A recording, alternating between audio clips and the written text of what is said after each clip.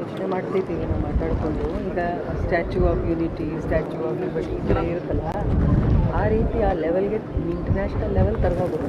ಇಷ್ಟು ಇನ್ನು ಮುಂದೆ ಅದೇ ಅದಕ್ಕೆ ನಾವು ಅದಕ್ಕೆ ಏನು ಮಾಡಿದ್ದೇವೆ ಮೇಡಮ್, ಇವತ್ತೊಂದು ಪ್ರಪೋಸಲ್ ಕೊಡ್ತಾ ಇದ್ದೇವೆ.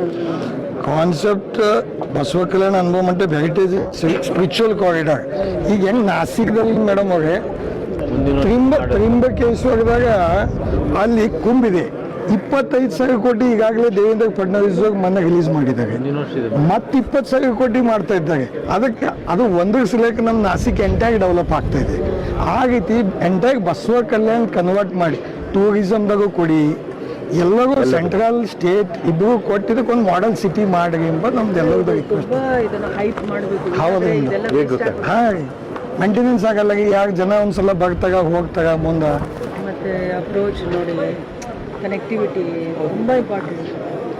ಮೊನ್ನೊಂದು ಸಿಟಿ ನೋಡೋದು ಮೇಡಮ್ ಅವ್ರಿಗೆ ಸಾಪುತಾಗ ಮಾಡಿದಾಗ ಗುಜರಾತಲ್ಲಿ, ನಾಸಿಕ್ ಮತ್ತು ಗುಜರಾತ್ ಬಾರ್ಡರಲ್ಲಿ ಜನನೂ ಇಲ್ಲ. ಅದಕ್ಕೆ ಮೋದಿ ಹೋಗಲ್ಲಿ ಟೂರಿಸಮ್ ಸಿಟಿ ಮಾಡಿಬಿಟ್ಟಿದ್ದಾರೆ.